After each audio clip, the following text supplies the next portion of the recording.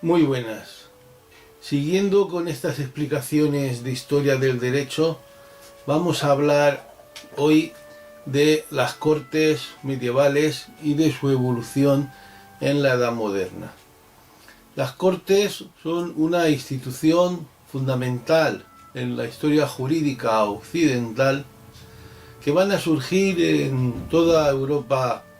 en la Europa monárquica, la Europa occidental, hacia principios del siglo XIII, en algún caso incluso finales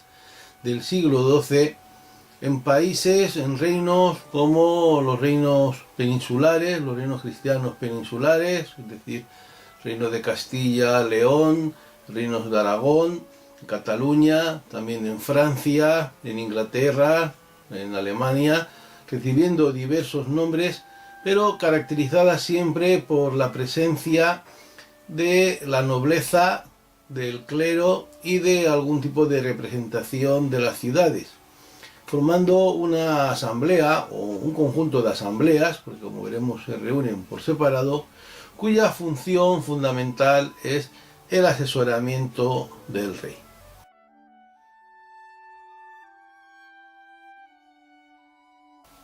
Una de las cuestiones principales es conocer cuál es el origen de las cortes.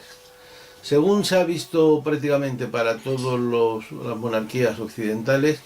las cortes nacen como una evolución de la curia regia. La curia regia, a su vez, era una reinterpretación, una readaptación de las antiguas aulas regias que encontramos en los reinos de la Alta Edad Media, como por ejemplo en el reino visigodo. Esta curia regia estaba formada por la alta nobleza y el alto clero que asesoraban al monarca en prácticamente todas sus decisiones y sobre todo en aquellas de la mayor importancia. Ahora bien, la curia regia funcionaba, podemos llamar, a dos niveles.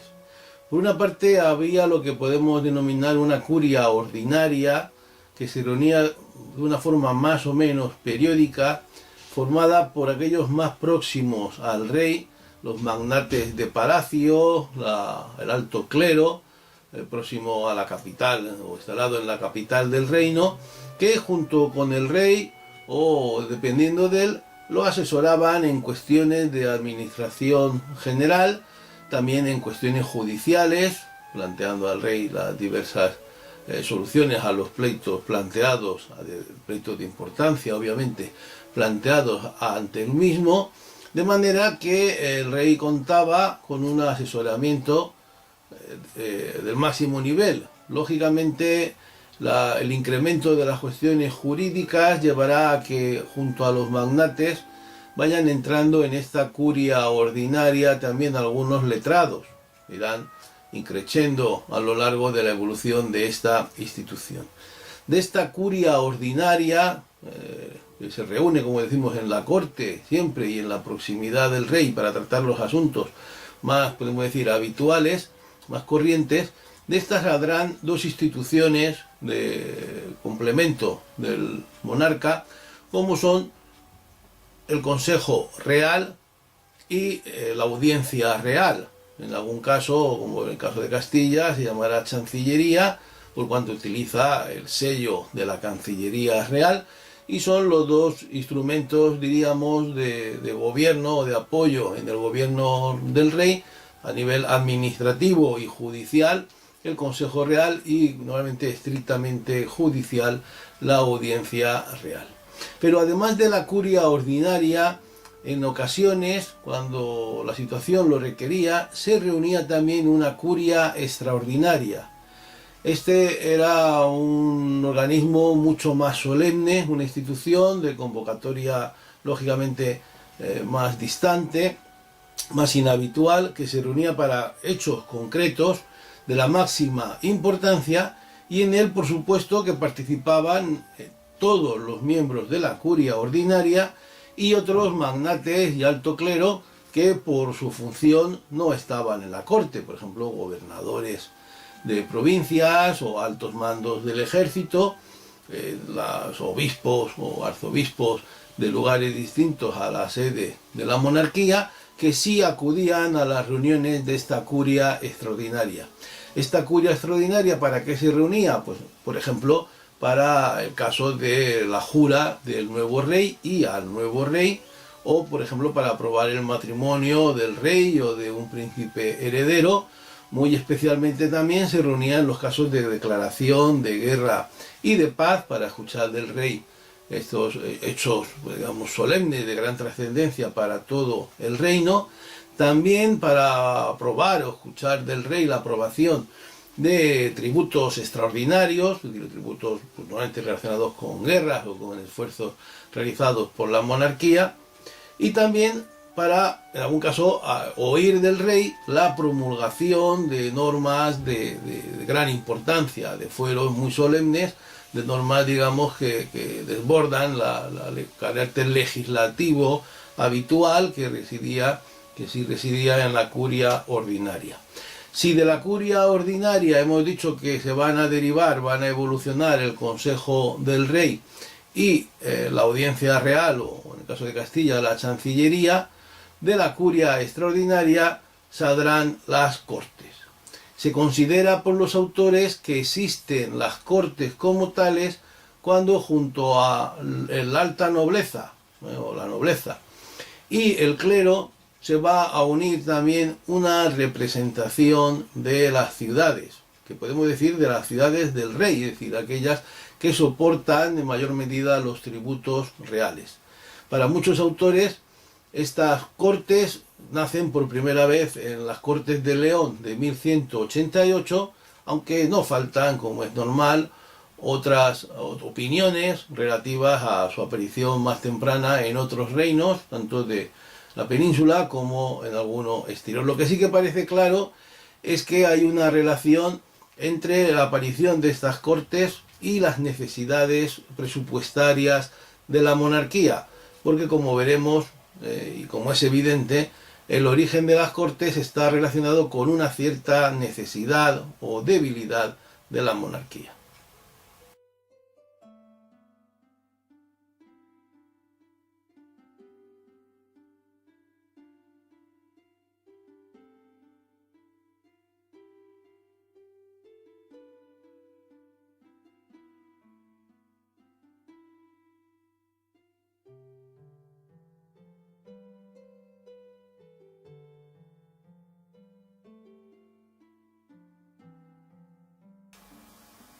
Aunque algunos autores consideran como cortes a las curias reunidas en Zaragoza en 1164 y en 1186, la mayoría de los que han estudiado esta institución considera que ya son plenamente cortes las cortes reunidas en León en 1188, cortes que se reúnen en San Isidoro y en la catedral, que convocó a Alfonso IX con motivo de una situación de debilidad en la que necesitaba la aprobación de tributos, teniendo que recurrir a los representantes de las ciudades por su enfrentamiento con una nobleza levantisca que aprovechaba un momento de debilidad del rey, de disputa hereditaria. También hay este tipo de instituciones, como he dicho, en el Reino de Aragón, ya en el siglo XIII. Las tenemos, por supuesto, en Cataluña, también en el siglo XIII, datan en 1214. En Navarra serán datadas en el siglo XIV, y el caso de Valencia, pues las tenemos a finales del siglo XIII, una vez constituido el reino como un reino independiente tanto de Cataluña como de Aragón. En el resto de Europa tenemos cortes también, en la mayoría de los casos, en el siglo XIII, como es el caso de Alemania con la Dieta ya datada en 1232 con presencia de ciudades, el caso del Parlamento de Inglaterra reunido en Londres en 1265, y aunque el caso de Francia es más complejo jurídicamente, pues ya se habla de unos estados generales de 1302. Hay que decir que no se trata de que unos países o unos reyes copiaran a otros, sino de que se da una misma circunstancia común a todos. Y es que frente al poder de la nobleza, frente a los privilegios del clero y de los nobles, la monarquía recurre a los representantes de las ciudades, primero porque jurídicamente están más indefensos ante el rey al depender directamente de él. Se trata de ciudades de realengo, por supuesto, que tienen esa dependencia jurídica directamente de la monarquía, pero también porque ya se puede, porque las ciudades que durante la Alta Edad Media habían estado despobladas y con muy poca riqueza, con muy poca acumulación de capital, a partir del siglo XII y sobre todo del siglo XIII, pues ya empiezan a desarrollarse, a crecer en volumen, a aumentar sobre todo la acumulación de capital en manos de una burguesía que va a ser utilizada, por lo tanto, por la monarquía, tanto para financiarse como, según la mayoría de los autores, también para contrapesar el poder de esa nobleza y de ese alto clero anclado en sus privilegios, y que durante todo el antiguo régimen se va a negar a contribuir a los gastos de la monarquía.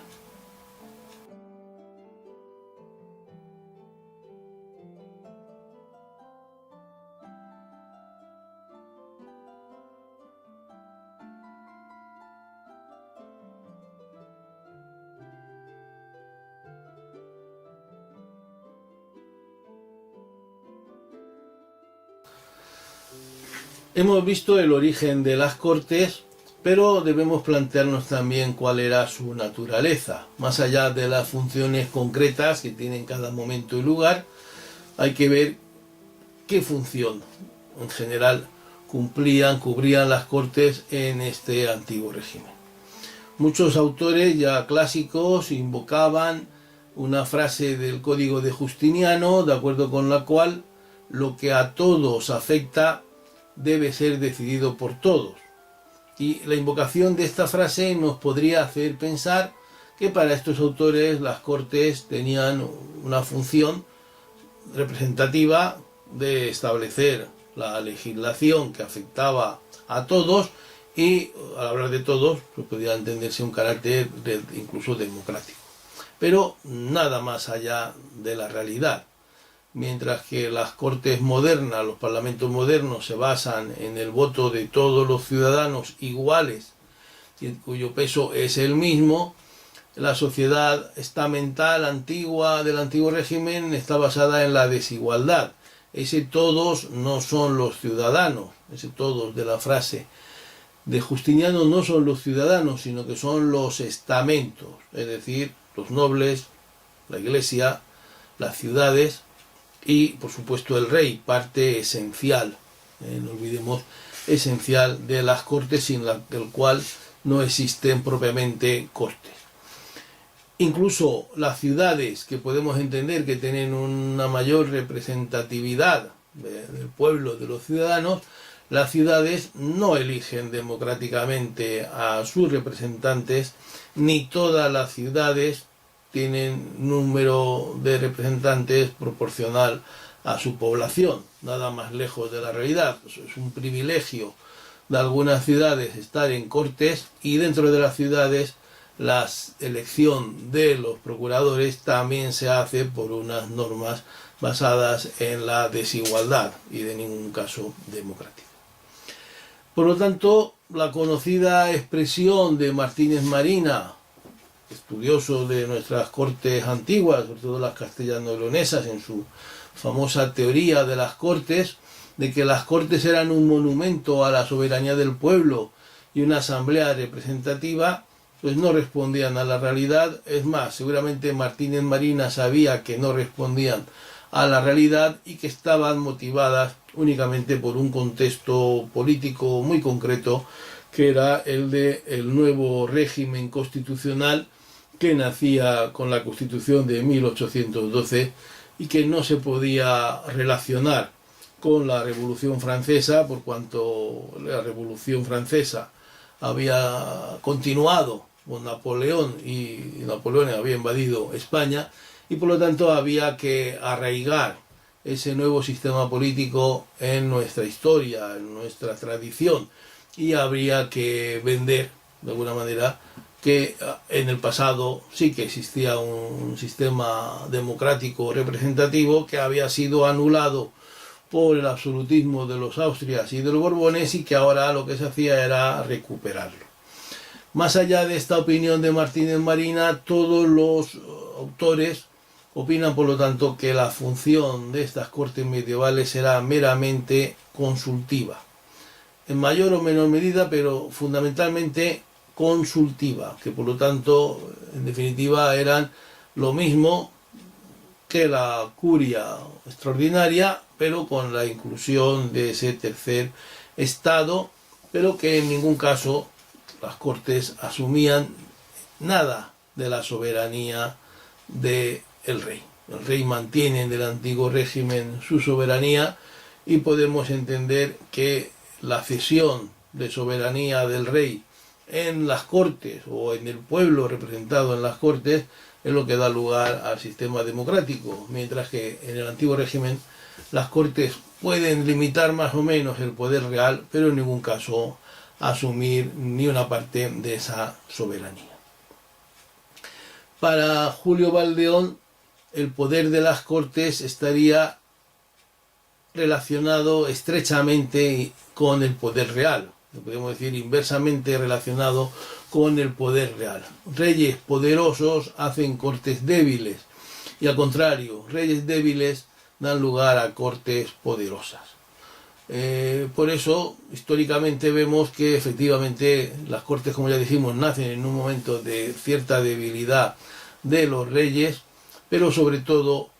los reyes fuertes, los reyes del absolutismo, prescinden de las cortes, las convocan muy esporádicamente, muy espaciadamente, las convocan además con una gran autoridad, imponiéndole todos los acuerdos que se desea, y prácticamente podemos decir que las cortes pierden en gran medida sus atribuciones originarias. A la inversa, en momentos de debilidad de la monarquía, por ejemplo en el caso de Aragón, un rey muy mediatizado por los nobles aragoneses, por la burguesía catalana, vemos cómo las cortes aumentan sus competencias asumiendo una serie de poderes que pues, ciertamente llevan a hablar de un pacto entre el rey y el reino, entendido como una limitación del poder real. De hecho, como luego veremos, las cortes de Aragón, de Cataluña y de Valencia, que se reunían cada una separadamente, por cuanto eran tres reinos diferentes, en todas ellas se discutían primero los antifueros, los agravios del reino respecto del rey, de los funcionarios, de los oficiales reales, y solo después de resueltos estos agravios se pasaba a debatir las solicitudes de contribuciones por el rey. Mientras que en el caso de Castilla, donde sobre todo después de la rebelión de las comunidades, de aplastada la rebelión de las comunidades, el poder real era mucho mayor, pues primero se discutían las prestaciones, los servicios al rey, y solo después de resueltos estos se pasaba a que el rey respondiera, o los oficiales del rey, representantes del rey, respondieran de los agravios que las cortes argumentaban. Hay que decir que para Escudero, para José Antonio Escudero, autor de un muy difundido manual de historia del derecho, las cortes eran algo más que un órgano consultivo, pero sin llegar a ser un efectivo poder fiscalizador, en el sentido, diríamos, moderno, que pueden condicionar y limitar absolutamente el poder ejecutivo. Se quedaban, por lo tanto, en una institución que podía atenuar, paliar el absolutismo de los reyes, que tendía a emerger, tendía a resurgir a la menor ocasión. Por lo tanto, resumiendo, hablamos de una institución de una naturaleza consultiva, una naturaleza también económica relacionada pues, con esos tributos, esas prestaciones, esa contraprestación que supone la no reducción de la calidad, de la no devaluación de la moneda, la no devaluación de la moneda, una institución que lógicamente varía en sus atribuciones, en sus funciones a lo largo de los siglos, según las circunstancias, y de unos países a otros. Lo que está claro es que es una institución viva que durante muchos siglos, que dura, por decir así, desde el siglo XIII hasta el siglo XIX, y que por lo tanto pues es difícil de encorsetar en unas reglas comunes para todo tiempo y lugar. Pero, repito, sí que podemos establecer algunas normas generales que nos permiten conocer la naturaleza de esta institución, como su relación inversa con el poder real y su carácter, como decimos, esencialmente consultivo, si bien las Cortes van a tener otras funciones que más adelante comentaremos.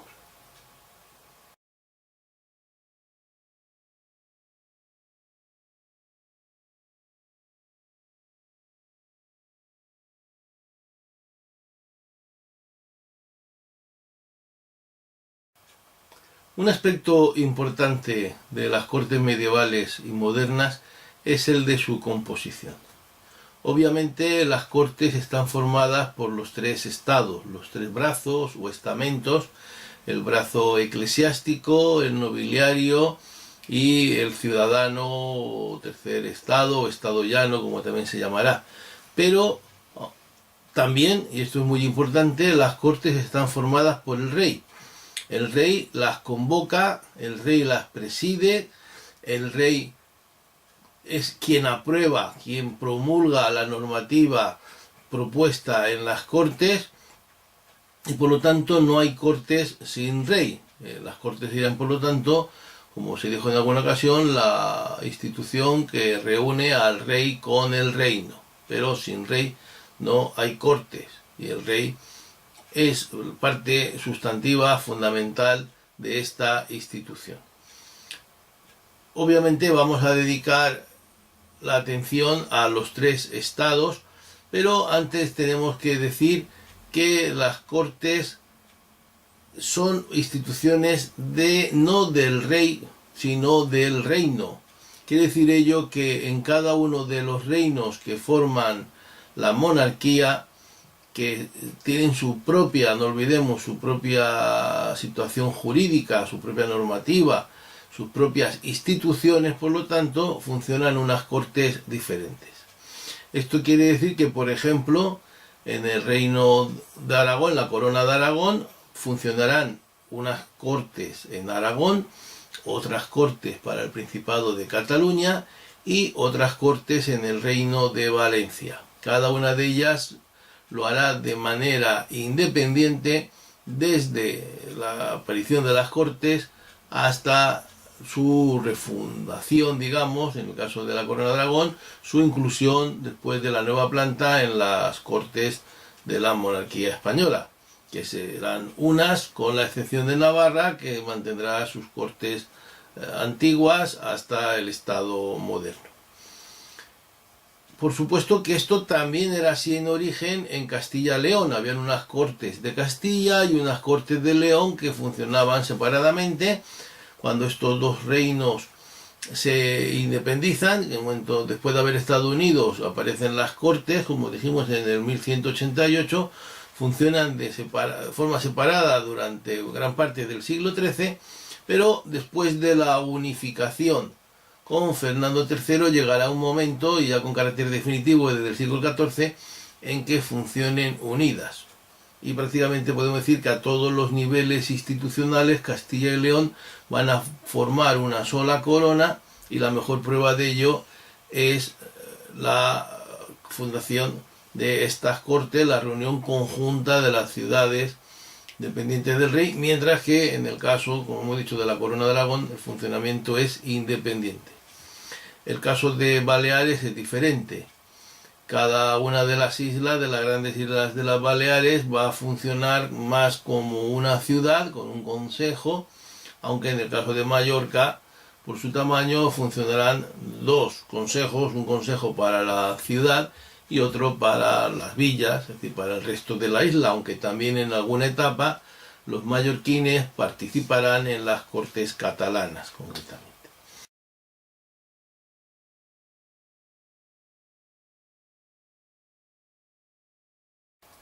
Como hemos dicho, las Cortes se componen por el rey y los tres estados o estamentos que se reúnen a la llamada, como luego comentaremos, a la convocatoria real.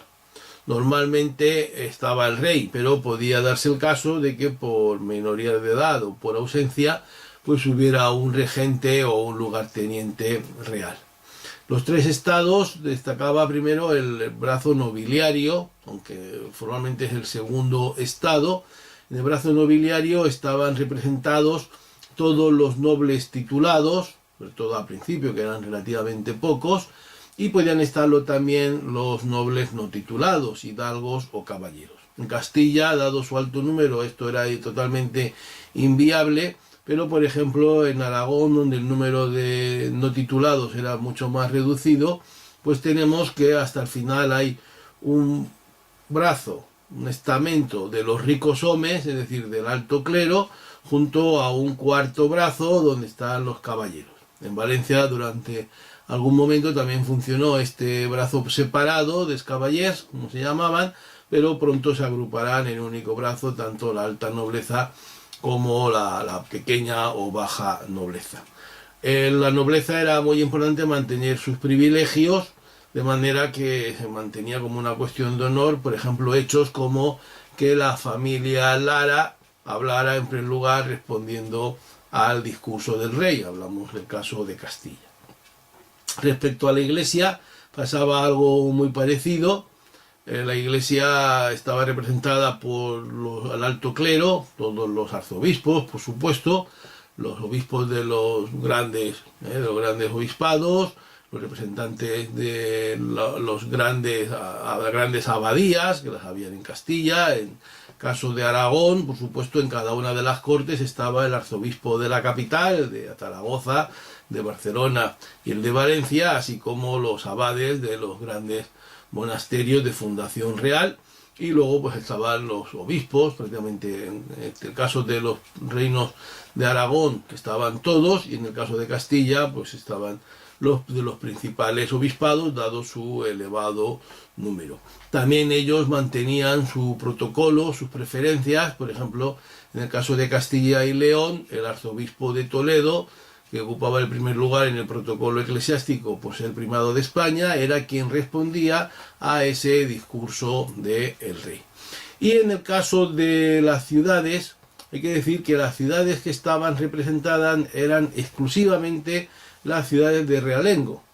No era frecuente que una ciudad muy poblada fuera de señorío, pero en ese caso nunca estaba representada directamente en las cortes porque se consideraba que lo estaba a través de su señor. Por lo tanto, eran los concejos, los ayuntamientos de las ciudades de realengo quienes podían enviar sus representantes a cortes, si así,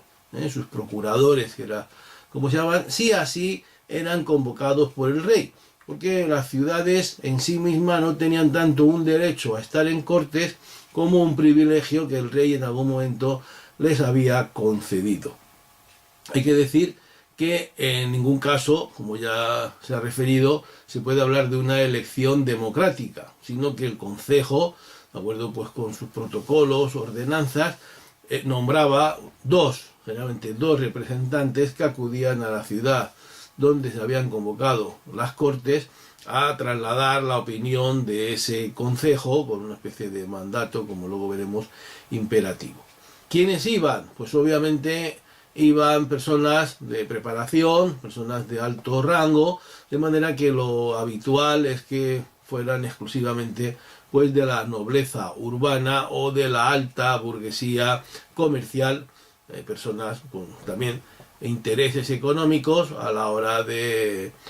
recabar esos impuestos que se adjudicaban a las ciudades. Pero repito que era el rey quien designaba, convocaba a las ciudades que consideraba oportuno. En Castilla, inicialmente, pues eran casi todas las ciudades las que estaban representadas, pero al unificarse con las Cortes de León, con las Cortes del Reino de León, y crearse unas únicas cortes para los dos reinos, que ya se puede considerar que pasan a ser solo uno, van a ser 18 las ciudades que van a estar representadas en cortes, solo 18, lo que quiere decir que van a existir grandes territorios que no van a tener representación en cortes. Algunos lo van a reivindicar del rey durante, diríamos que siglos, y algunos lo conseguirán y otros no lo conseguirán nunca. Por ejemplo, toda Galicia estuvo durante muchos siglos sin representación en cortes, siendo representada pues por Zamora o por Valladolid o por León, y gran parte de Extremadura tampoco tuvo representación en cortes, estando representada, pues por ejemplo, por Madrid, como luego veremos. Felipe IV, ya por ejemplo, va a conceder esa representación a ciudades gallegas.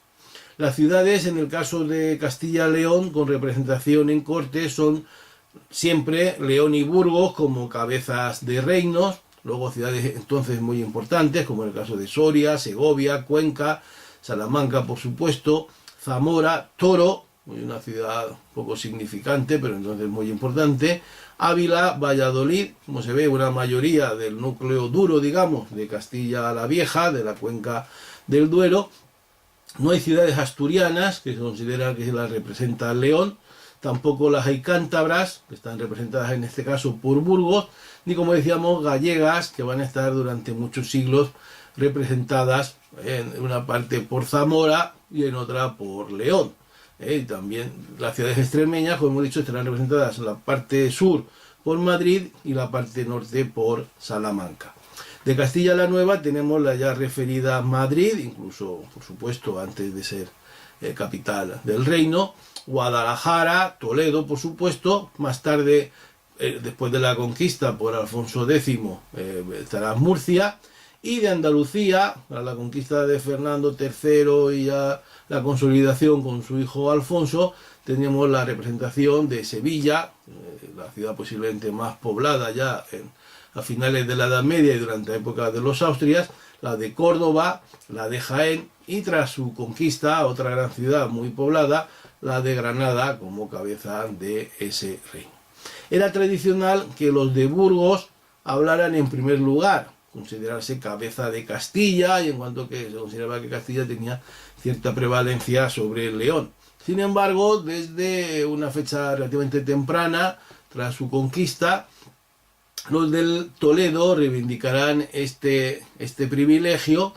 que será discutido por el rey, llegándose a una especie de acuerdo según el cual Toledo va a ostentar ese privilegio, considerándose que el propio rey hablaba por Burgos.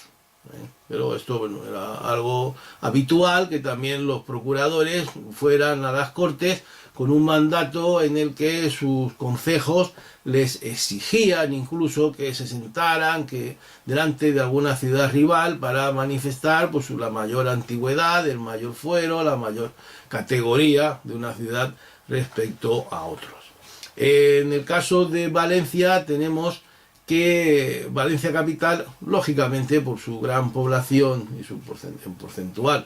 en relación con el reino, estaba sobre representada. De hecho tenía una doble representación, y lo mismo pasaba en Zaragoza y Barcelona, que tenían, algunas tenían 3, incluso 4 votos en algún caso, y por ejemplo en Pamplona, en Navarra, tenía casi tantos votos como el resto del reino, llegando a tener 6 votos la ciudad capitalina. En el caso de Valencia tampoco van a ser las mismas ciudades las que van a estar siempre representadas. Hay ciudades como Játiva, como Burriana, como Alcira, como Castelfabib, que es una ciudad insignificante, pero tenía este privilegio. Por supuesto Sagunto, Castellón, Morella, Ademuz, que hoy es de muy poca población. El caso de Orihuela o Villarreal, o el mismo de Alicante, aparecen prácticamente siempre. y hay otras que nos aparecen unas veces sí y otras veces no, pues dependiendo del capricho o de la voluntad del rey. Es el caso de Cullera, el caso de Onteniente, el de Guardamar del Segura, el caso de Penáguila, una ciudad hoy insignificante, el caso de Castalla, Bocairente, o ciudades como Biar o Gijona, que hoy tienen muy poca población, pero fueron ciudades importantes en la Edad Media, después, lógicamente, de la configuración del Reino de Valencia hasta la aparición en el siglo XVIII la unificación, en la que ya, como luego veremos, pues solo irán a las Cortes de España las ciudades más importantes. Por ejemplo, en el Reino de Valencia falta una ciudad hoy muy importante, que es la tercera en población, que es Elche, que nunca estuvo representada en las Cortes de Valencia, y nunca lo estuvo porque, por tratarse, como antes decíamos, de una ciudad de señorío, se consideraba que estaba representada por su señor, que, bueno, trasladaba a las Cortes, de alguna manera podía trasladar los intereses, en ningún caso la opinión, de los pobladores. En Aragón, pues fueron primero 8 ciudades solo, luego pasarán a 24. En Cataluña, con esa sobredimensión de Barcelona, que además tenía un régimen municipal muy particular, pues habrán unas 12, 13 ciudades, según aumento. Navarra, primero, en la primera etapa, había hasta 13 ciudades, y luego, como decíamos, se quedará en muy pocas ciudades, solo 5, con esa sobrerepresentación que tiene la ciudad de Pamplona.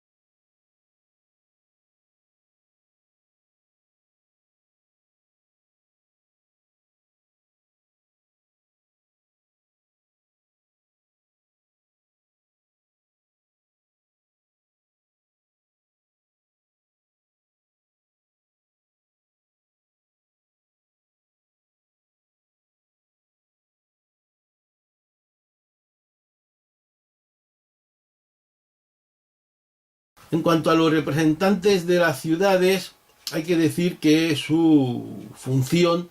pues tiene realmente poco que ver, su tipo de selección, ya lo hemos dicho, poco que ver con el de los diputados actuales. Se llamaban procuradores, se consideraba que tenían un mandato imperativo, quiere decir que tenían que hacer aquello que sus concejos les decían. Incluso se consideraba que debían consultarlos antes de decisiones fundamentales, lo cual evidentemente introducía un problema en cuanto que las Cortes pues pueden estar muy alejadas, entonces las comunicaciones eran muy malas y pueden estar a semanas incluso de distancia de los concejos. Por lo tanto, en ocasiones los procuradores, presionados por el rey, tienen que tomar decisiones, y no era infrecuente que algunos de ellos, después de aprobar determinados impuestos, pues no regresara a sus ciudades. También hay que decir que las ciudades representadas en Cortes a través de sus procuradores tenían también la capacidad de distribuir en su zona de influencia estos impuestos. Por lo tanto, nunca eran las más perjudicadas. El rey siempre intentó controlar la elección de procuradores, en algunos casos de manera más o menos directa, en otros de manera indirecta, favoreciendo a aquellos con los que tenía mayor confianza. También era frecuente que el rey, a aquellos procuradores que le habían de alguna manera apoyado, le recompensara de alguna manera, incluso llegando a ennoblecer a algunos o dándoles encomiendas, sobre todo desde que los reyes controlan las órdenes de caballería y pueden disponer de encomiendas de estas órdenes para retribuir los favores recibidos. Y con un momento dado el soborno, por decir así, será descarado, porque se llegará a aprobar en Castilla y León, ya con los austrias, que reciban los procuradores en Cortes una parte de los subsidios aprobados, es decir, de los impuestos aprobados, de los servicios, que era como se llamaba, concretamente se aprobó que el 1,5%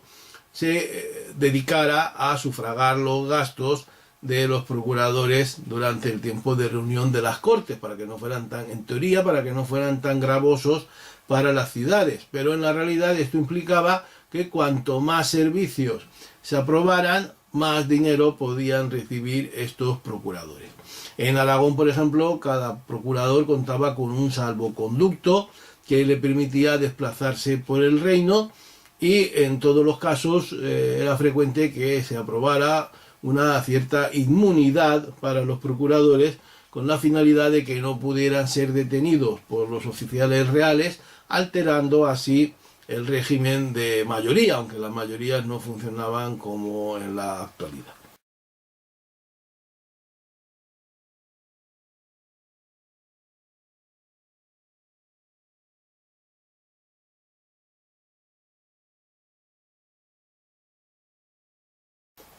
Como hemos dicho, las Cortes las convoca el rey, aunque en ocasiones aparecen convocadas por algún representante del mismo,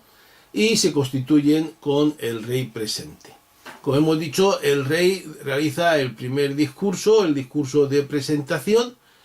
y las puede, por supuesto, disolver, levantar, como se decía, cuando lo considerara oportuno. Fue también relativamente frecuente que ante cortes más o menos díscolas, ante cortes que se negaban a aprobar los servicios que eran planteados por el rey, o en algún caso por alguno de sus válidos, pues se ordenara levantar las Cortes. Si recordamos la Revolución Francesa, fue precisamente esto lo que sucedió con los Estados Generales, que eran,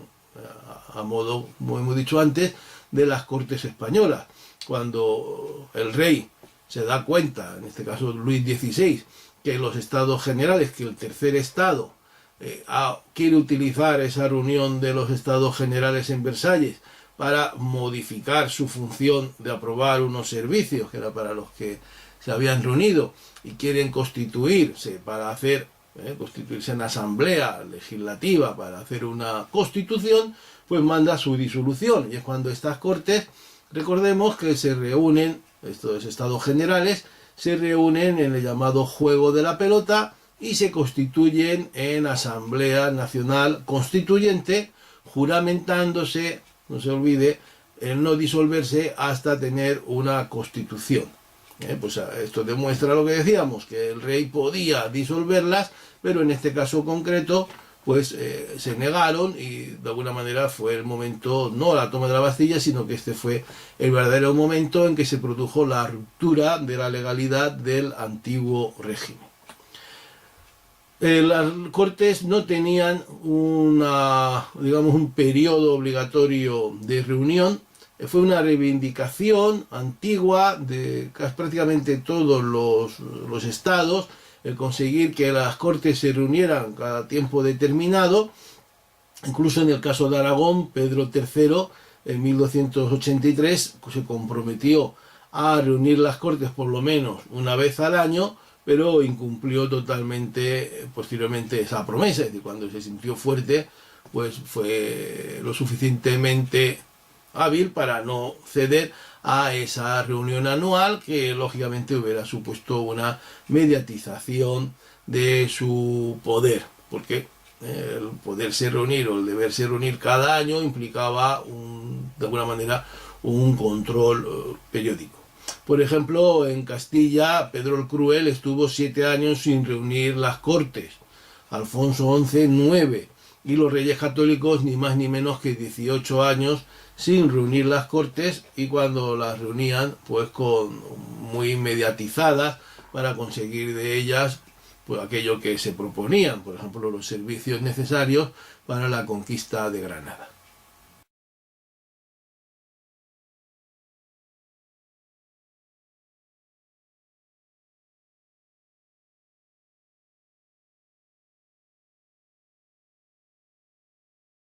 Hemos hablado antes de la naturaleza de las Cortes. Hemos dicho que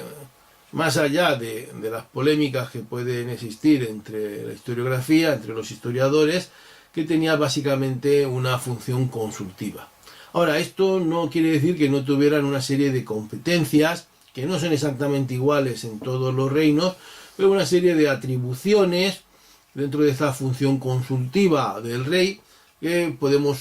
suponer o podemos decir que de alguna manera sí que suponían la asunción de una pequeñísima parte de esas funciones que se consideran que tiene atribuidas el rey. Por lo tanto, podemos considerar que el rey delega en la práctica alguna de estas funciones en las cortes. Por ejemplo, una muy importante era de aprobar o escuchar, porque eso también se discute, las leyes que el rey consideraba oportuno. Los procuradores podían trasladar al rey la necesidad de que se aprobaran determinadas normas que el rey proclamaba en cortes, lo cual daba a esta norma pues un carácter superior al de las normas no dictadas en cortes. Son las ordenanzas de cortes, que se consideran pues la parte, digamos, fundamental de la legislación del antiguo régimen, la parte de mayor rango. También era muy importante la cuestión de los tributos. Cada una de estas instituciones, de cada uno de los reinos, siempre aprueba o siempre se pretende por parte del rey que apruebe unos servicios. Generalmente la nobleza y el clero se mantienen al margen de estas deliberaciones, en cuanto que estos tributos son pagados exclusivamente por el tercer estado y por lo tanto se considera que los debe aprobar la representación de las ciudades. De hecho, en Castilla, a partir de 1538, nobleza y clero ya no acuden y no son a su vez llamados a las cortes, por llamar así, las cortes ordinarias, a las cortes habituales, aunque sí que lo serán, por supuesto, cuando se produzca pues actos extraordinarios como declaración de guerra o de paz, como la jura del nuevo rey, como la jura al nuevo rey o la proclamación del príncipe heredero. Pero en, digamos, las cortes que se reúnen exclusivamente para tratar de cuestiones económicas y legislativas, pues la nobleza y el clero son muy remisas a acudir porque piensan que puede ser utilizado, como de hecho los había intentado por parte de los reyes, para imponerles algún tipo de contribución, algún tipo de tributos. Y luego una cuestión muy importante para las ciudades era la de que las cortes se utilizaban también para plantear al rey los agravios, los contrafueros que se habían producido durante el periodo en que las cortes no habían estado reunidas. Estos agravios, estos contrafueros eran discutidos, planteados al rey para que fueran solucionados. Normalmente podían ser, en algún caso, normas, pero frecuentemente eran actuaciones de los oficiales del rey. Y hay que decir que en el caso de Castilla, pues esto se veía al final, después de aprobados los tributos, después de echar la proclamación de algunas normas, pues se veía, en el rey ya ausente, normalmente con algunos de sus lugartenientes o validos, pues se veía el tema de los agravios, voy a llamar así, a los fueros castellanos. Pero en el caso de Aragón era al revés. En este caso el orden sí que altera el producto, porque antes de deliberar sobre los servicios, sobre las prestaciones económicas, los representados en cortes, y en este caso sí que estuvieron siempre presentes los nobles, planteaban al rey la existencia de estos contrafueros para que fueran solucionados, y en algunos casos la aprobación de los tributos parece que se podía incluso condicionar a la aprobación o la resolución, mejor dicho, de estos contrafueros. En el caso de, por ejemplo, hemos hablado de la función legislativa, pues por ejemplo el privilegio general de Aragón, que fue pues, un fuero muy importante conseguido sobre todo por la nobleza del reino, pues para poderse modificar se consideraba que tenía que serlo en cortes, algo que en Castilla jamás se exigió al rey, que tenía, digamos, una mayor función. En las Cortes de León de 1208 se decía que el rey no podía, sin permiso de las Cortes, ni alterar el valor de la moneda, ni exigir tributos extraordinarios. Y luego en 1387, en unas Cortes de Briviesca, ya de Castilla y León, se exige o se pide al rey que la derogación de los fueros, de las leyes y de los propios ordenamientos de cortes solo se pudiera hacer por nuevos ordenamientos de cortes. Las cartas reales, es decir, las normas dictadas por el rey contrarias a estos ordenamientos de cortes, se decía que debían ser asumidas, que podían ser obedecidas, pero no cumplidas, lo cual es una contradicción en sí mismo y significa que con todo respeto pues se puede exigir su no ejecución. Esto era muy diferente dependiendo de la situación y los reyes de Castilla y León pues tendieron, como ya hemos dicho antes, a abusar un poco e imponer a las cortes frecuentemente su voluntad. Sin embargo, en el caso de Aragón, donde funciona ese llamado pactismo, donde los reyes están mucho más limitados por el poder, en el caso de Aragón, de la nobleza aragonesa, y en el caso de Cataluña, sobre todo de la burguesía, concretamente barcelonesa, vemos que sí que se cumple más a rajatabla, que las leyes generales no se redacten, no se proclamen, no se promulguen sin el consejo y consentimiento de los estamentos reunidos en Cortes. Ya en 1283 se plantean al rey los agravios inferidos por los oficiales a los estatutos jurídicos de los estamentos antes de pasar a analizar las propuestas. Y en las Cortes de Monzón de 1289, unos años después, pues se acuerda que ninguna carta real, ninguna norma del rey decretada conforme a derecho pueda ser revocada por otra, ni el rey expedir cartas que sean contrarias a los privilegios hechos en Cortes.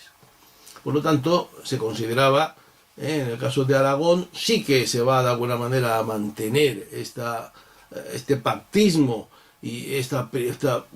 dominio de las normas, prevalencia de las normas aprobadas en Cortes, mientras que, repito, que en el caso de Castilla es mucho más relativo, porque, como decíamos antes, de acuerdo con Valdeón, los reyes poderosos tienden a no convocar Cortes y a legislar en muchas ocasiones sin la presencia de las mismas. Ahora bien, los grandes ordenamientos, pues sí que es frecuente el ordenamiento de Alcalá, las leyes de Toro, vemos que son normas aprobadas en Cortes. Por lo tanto, aunque en menor medida que en Aragón, pues sí que hay un cierto respeto a esta prevalencia de los ordenamientos de Cortes. Ya con los Austrias la cosa se modificará y ese poder creciente de la monarquía pues tenderá a menoscabar el poder de las Cortes, aunque, como ya hemos dicho, esto será más real en Castilla que en Aragón.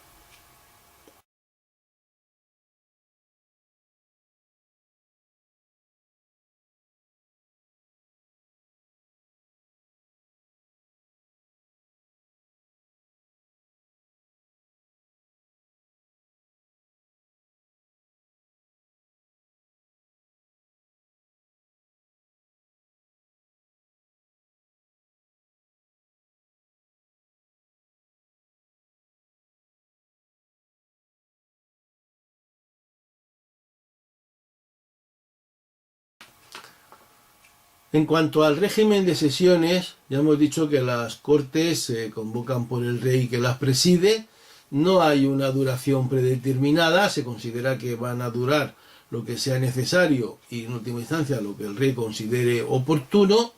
El rey las abre una vez resuelta la cuestión de las acreditaciones de los representantes, sobre todo de las ciudades, que debían llevar pues la orden del cabildo o del concejo,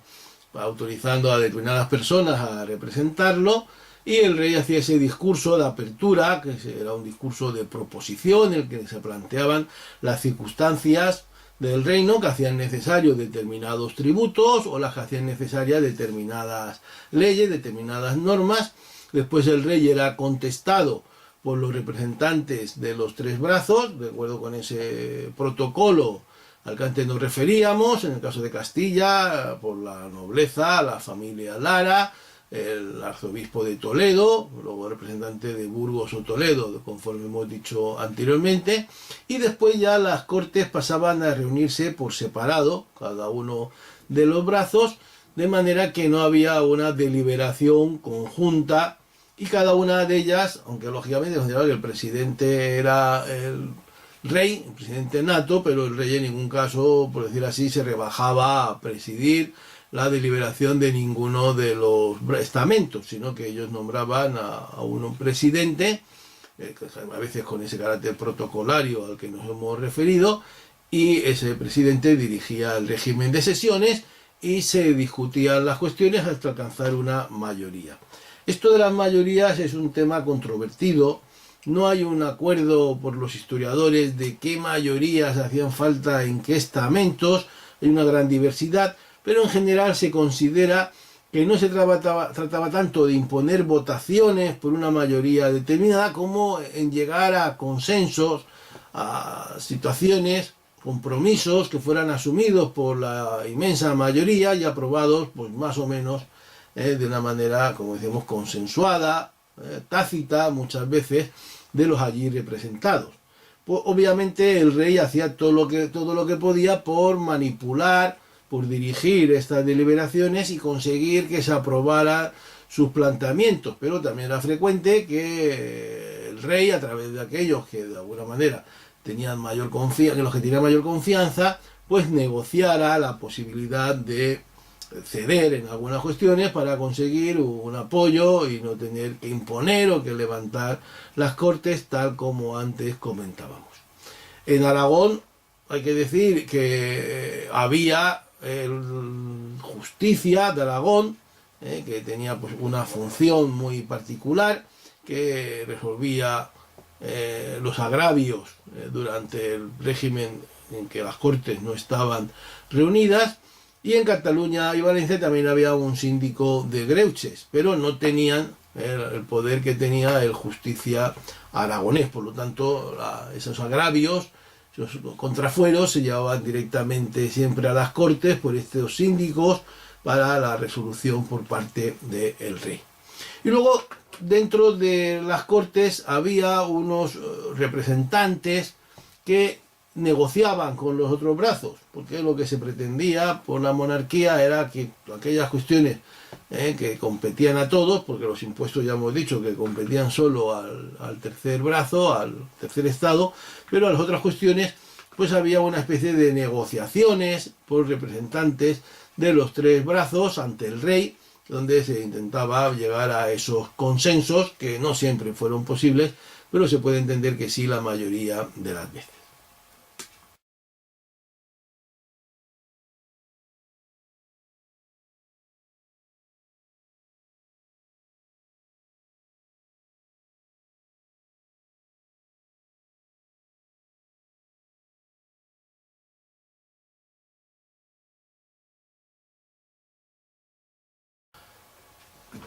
A medida que las cortes van adquiriendo importancia, sobre todo en el caso del Reino de Aragón, en sentido amplio de la Corona de Aragón, van a ir apareciendo unas nuevas instituciones que son las llamadas diputaciones de cortes, que están formadas por compromisarios, por procuradores de cortes, generalmente de las ciudades,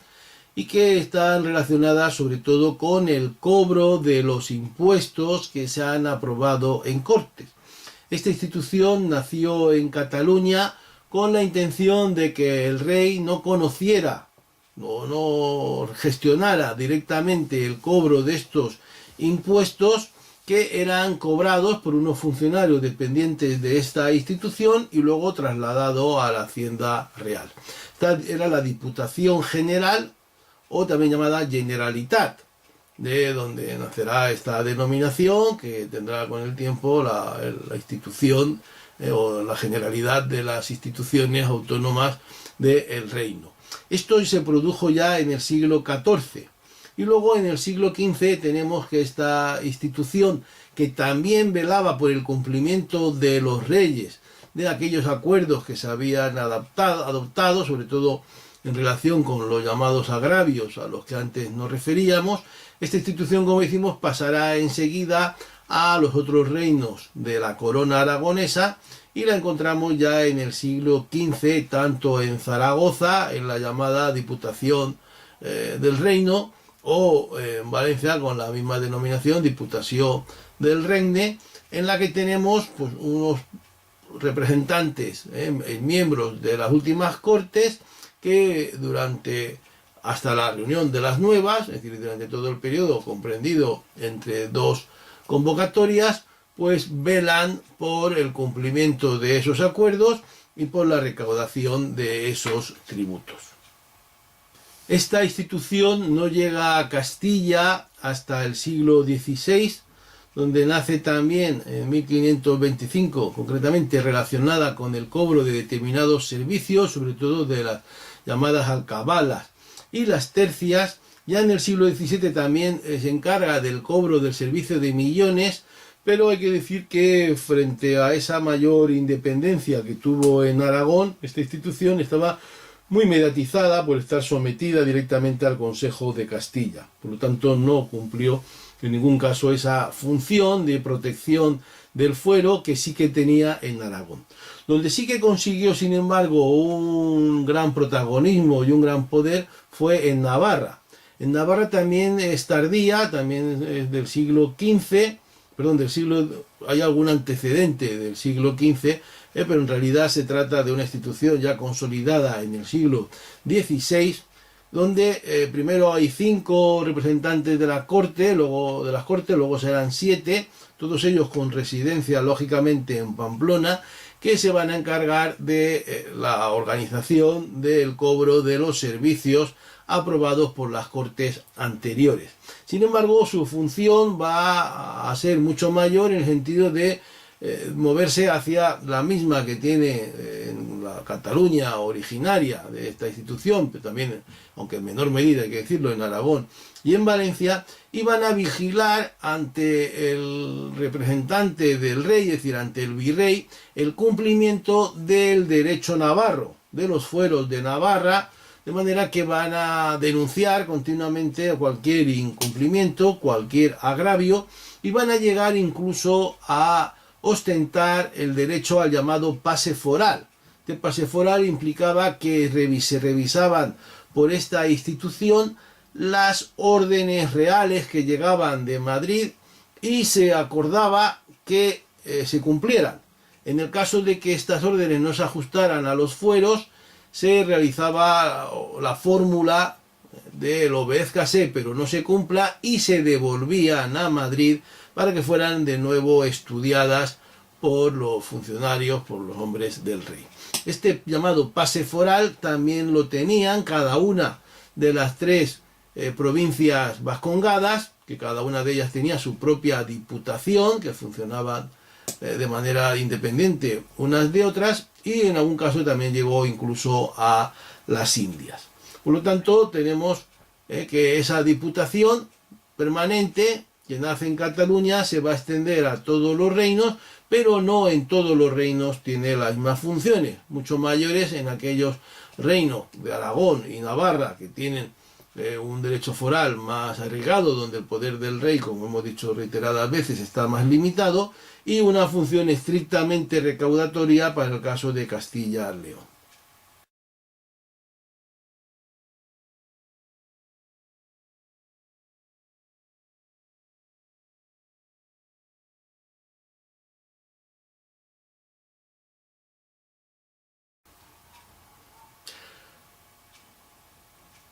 Durante el reinado de los denominados Austrias, es decir, entre Carlos I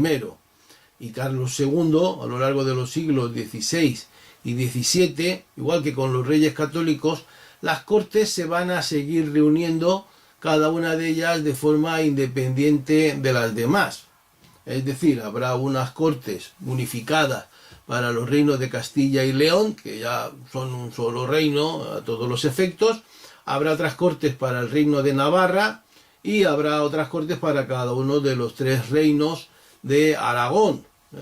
Aragón en este sentido estricto, el Principado de Cataluña y el Reino de Valencia. Normalmente Además, ya hemos dicho que funciona, durante este periodo funcionan las diputaciones con mucho mayor papel, en el caso del Reino de Aragón y Navarra, en sentido amplio, Aragón en este caso, que en Castilla y León, y tenemos que hay continuamente pues una cierta capacidad de los reyes, mayor o menor, de obtener grandes servicios para esas grandes necesidades del imperio.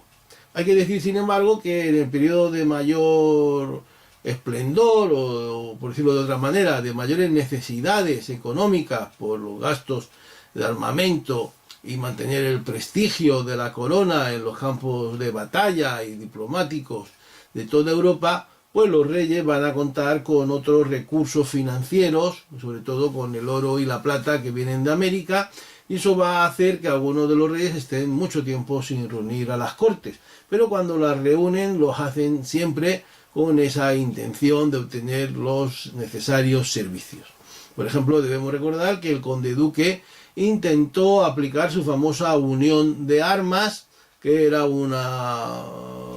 institución, de acuerdo con la cual, un proyecto, de acuerdo con el cual cada uno de los reinos debía aportar un número suficiente, determinado, proporcional, diríamos, a su riqueza y población, para mantener el ejército de todos los reinos, pero que tuvo que desistir de esta unión de armas ante la negativa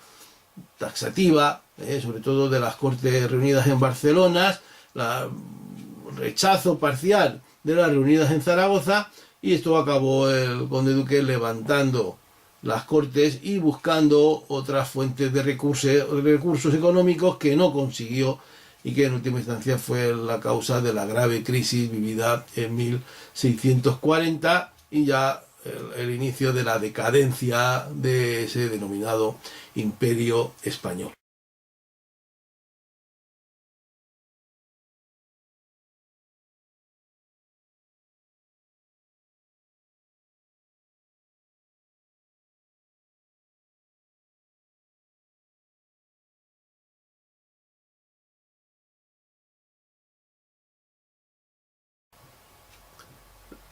Respecto al funcionamiento de las cortes en el siglo XVIII, en las llamadas cortes borbónicas, hay que decir que hubo una novedad fundamental, y es que con la aplicación de los decretos de nueva planta van a desaparecer las cortes de los tres reinos de la corona de Aragón y van a ser subsumidas en las cortes de Castilla, que en algún momento se llaman ya cortes del reino de España, aunque no debemos olvidar que siguieron funcionando las Cortes de Navarra, reunidas siempre en Pamplona, de manera totalmente independiente de las Cortes del Reino, las Cortes Generales, y que van a perdurar hasta el siglo XIX con el Estado liberal constitucional. También hay que recordar que en estas Cortes del Reino nunca hubo representación de las ciudades de la América española, de manera que los criollos, la burguesía creciente en poder en estas ciudades, nunca se sintió representada, y ya cuando se les convocó en las Cortes de Cádiz, de una manera además muy particular, a través de representantes instalados en España, pues ya no hubo en ningún caso ese sentimiento de arraigo y representación. También hay que recordar que en estas Cortes del siglo XVIII no se reúnen ya los brazos de la nobleza y del clero, aunque en la representación de las ciudades hay una importante presencia de la nobleza, con nobles incluso titulados, pero con nobles que controlaban la elección de los concejos y ayuntamientos y consiguieron estar allí representados.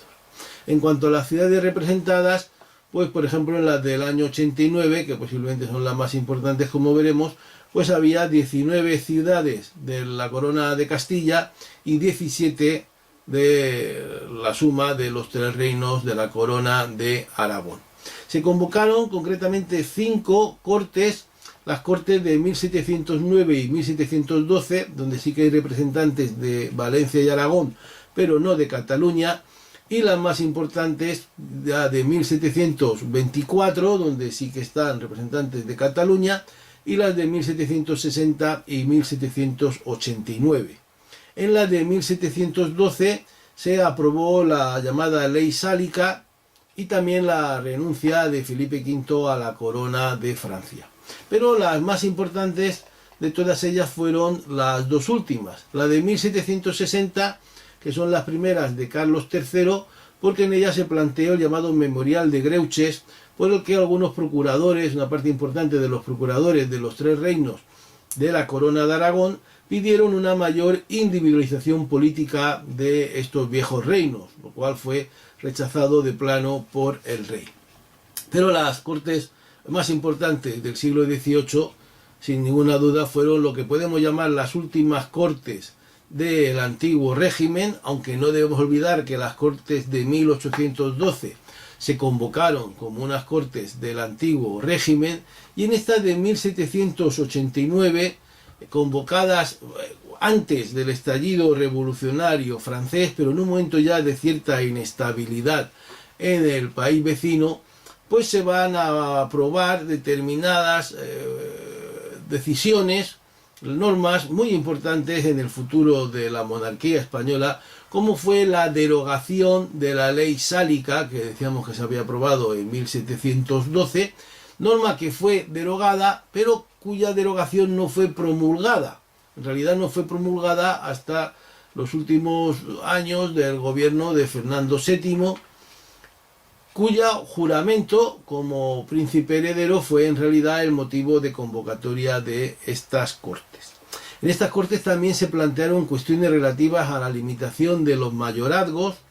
que fueron solo parcialmente aprobadas o admitidas por los procuradores, y también cuestiones relativas con los cercamientos de las fincas agrícolas, que también fueron bien vistas por los procuradores, aunque en realidad se discute mucho sobre estas cortes, porque estas cortes fueron levantadas de una manera un tanto precipitada ante los sucesos que se estaban produciendo en ese momento en Francia. Hay que tener en cuenta que estas cortes inician sus deliberaciones a finales de mayo, son convocadas y se reúnen en mayo. Se produce, como decíamos, la jura del príncipe heredero, que es el príncipe Fernando, y se aprueban durante el verano esas normas, como esa importantísima derogación de la ley sálica, y se están discutiendo esas otras cuestiones a las que nos hemos referido, de los cercamientos y del mayorazgo, cuando la situación en el país vecino se va precipitando, y los hombres fuertes en ese momento del rey, que son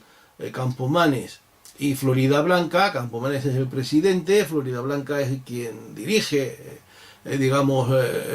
al rey, dirige el partido del rey en las cortes, y cogen miedo ante el devenir de Francia. Recordemos ese verano con la toma de la Bastilla, con la creación de esa Asamblea Nacional Constituyente. Ya algunos procuradores manifiestan su interés de realizar determinadas cuestiones, preguntas y plantear cuestiones al rey, y esto hace que estos dirigentes, junto con el propio rey, pues precipiten la disolución de las cortes y no se acaben de aprobar algunas de esas cuestiones tan importantes, y no se llegue a promulgar, como decimos, ni siquiera esa derogación de la ley sálica, la famosa pragmática sanción, que también por cuestiones de política internacional, de enfrentamiento con Francia y con Nápoles, se queda sin promulgar, por lo tanto sin considerarse definitivamente aprobada, lo cual planteará a un plazo medio el conocido problema sucesorio denominado de las guerras carlistas, que en su momento pues ya se comentará. Hay que decir que estas fueron, como decimos, las últimas cortes del antiguo régimen, unas cortes que ya no serán convocadas hasta 20 años después, en un momento muy particular, con el rey preso, el mismo rey Fernando ya preso en Francia, con su padre Carlos también preso en Francia, con un problema sucesorio, porque los dos se consideraban con derecho a la corona, porque Carlos IV había renunciado a ella, pero luego había derogado la renuncia, con una guerra civil, al mismo tiempo que una invasión de España por las tropas de Napoleón. Digo guerra civil porque una parte de la opinión pública, muy pequeña, pero la parte de los afrancesados, apoyaban al ya rey José Bonaparte, y por lo tanto se convocarán unas cortes que serán convocadas al estilo del antiguo régimen para resolver una situación muy particular, que es ese momento del interregno, pero que asumirán, a través de una serie de decretos que ya comentaremos en su momento, asumirán la soberanía que en ese momento consideraban que ya no debía recaer en los reyes, sino que era del pueblo y debía entenderse representado por esas cortes que además asumen en su plenitud el poder legislativo. Pero eso ya será objeto de algunas explicaciones posteriores y solo nos queda pues hablar de este fin de las cortes del antiguo régimen, un fin precipitado para una institución importante en el devenir de la historia no solo de España sino de toda Europa, una institución controvertida porque como hemos dicho antes se discute sobre su naturaleza, que también podemos decir que era un poco diferente en cada uno de los territorios,